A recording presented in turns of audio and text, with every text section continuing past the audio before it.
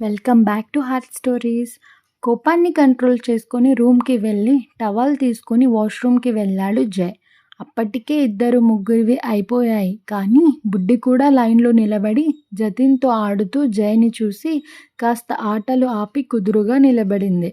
నార్మల్గా ఉండటానికి ప్రయత్నిస్తూ ఫేక్ స్మైల్తో అందరి వైపు చూశాడు జయ్. ఆ నవ్వు ఫేక్ అని జననికి బాగా తెలుసు.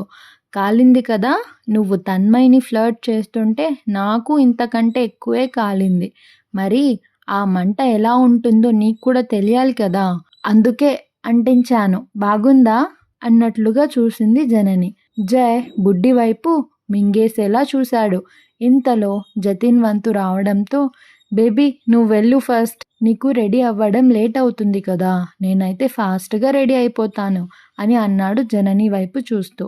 దానితో జనని ఒక స్మైల్ ఇచ్చి తన్మయ్ బయటకు రాగానే జతిన్ బదులు తను వెళ్ళింది. బేసిక్గా జతిన్ అంటే ఎలాంటి కోపం లేకపోయినా బుడ్డితో తన బాండింగ్ చూసినప్పుడల్లా జయ్కి చీమలు కుట్టినట్లుగా చిరాగ్గా ఉండటం మొదలయ్యింది. జనని స్నానం చేసి డ్రెస్సింగ్ చేసుకునే లోపు జాస్మిన్ తన్మయ్ బ్రేక్ఫాస్ట్ చేయడానికి వెళ్ళిపోయారు. తలస్నానం చేసి వచ్చిన జననికి అంత జుట్టు తుడుచుకునేసరికి ఇంకా లేట్ అయిపోయింది. ఉన్న బ్యాండ్ తగిలించేసుకుని బయటకి వచ్చేసరికి అప్పుడే జయ్ తన ముందు నుంచి వెళ్ళడం చూసి పక్కనే నడుస్తూ మెల్లగా జయ్ వేళ్లలో తన వేళ్ళు దూర్చింది.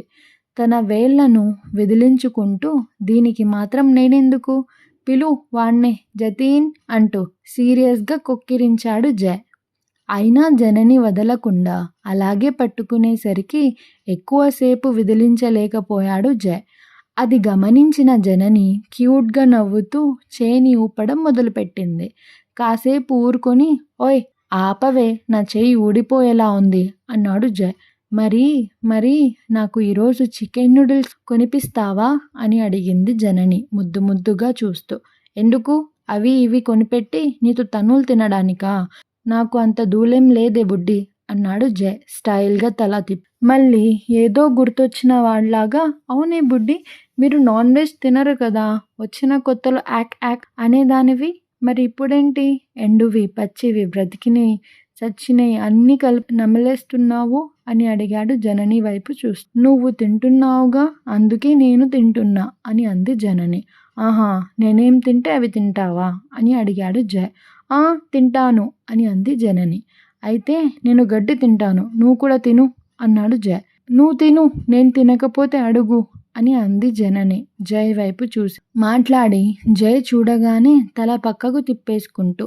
అది చూసిన జయ్ నవ్వుతూ, బాగా ముదిరిపోయావే బుడ్డి అని అంటూ, అది సరే గాని ఇందాక జిమ్ నుంచి వచ్చేటప్పుడు పాట పాడుతున్నావు కదా, లగుజా గలే అంటున్నావు, ఎవర్నే అని అడిగాడు జయ్ జనని వైపు చూస్తూ. ఊరికే పాడాను, నిన్నంతా రోడ్డు మీద నిలబడి 100 పాటలు పాడాం, అప్పుడు అడగలేదే ఎవరి కోసం అని అడిగింది జనని. అది పర్ఫార్మెన్స్ కోసం అని అన్నాడు జయ్. ఇది ఆ పర్ఫార్మెన్స్కి ప్రాక్టీస్ కోసమేలే అని అంది జనని నవ్వుతూ.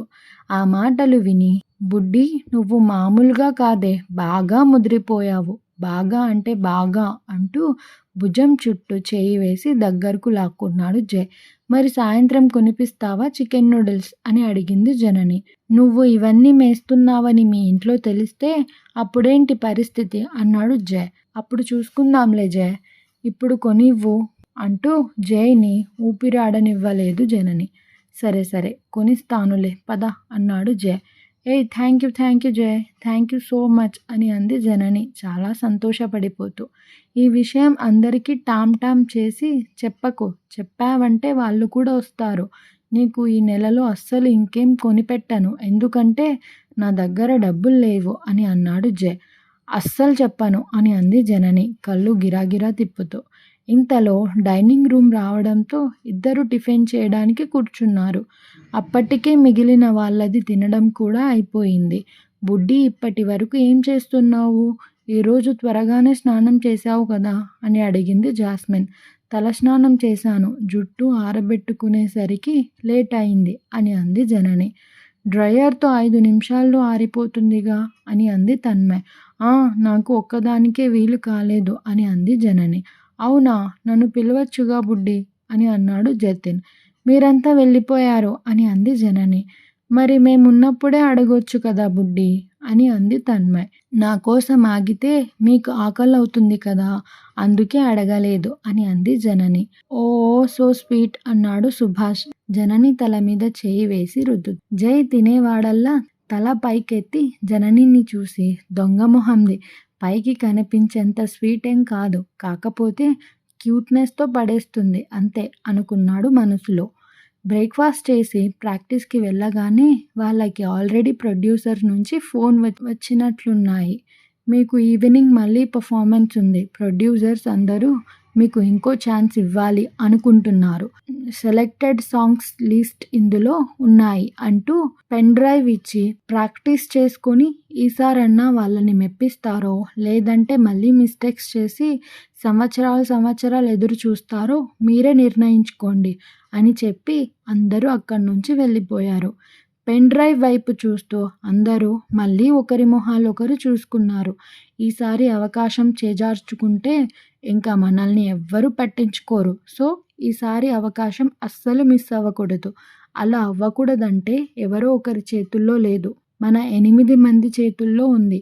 పోయినసారి తప్పుల నుంచి చాలా పాఠాలు నేర్చుకున్నాం, అందుకే చేసిన తప్పుల్ని మళ్ళీ చెయ్యం అని నాకు మాట ఇవ్వండి అన్నాడు రాకేష్ చేయి ముందుకు చాపి అందరి వైపు చూస్తూ. అందరూ రాకేష్ చేతిలో చేయి వేశారు. తన్ను చెయ్యి మీద జై చేయి, జై చేయి మీద జనని చెయ్యి, జనని చెయ్యి మీద జతిన్ చెయ్యి ఉండటంతో తన చెయ్యి జై చెయ్యి మీద ఉందన్న సంతోషం కంటే జై చెయ్యి తన్మయ్ చెయ్యి మీద ఉందని చూడగానే చిరాకు వచ్చి తన చేయి వెనక్కు లాగేసింది జనని.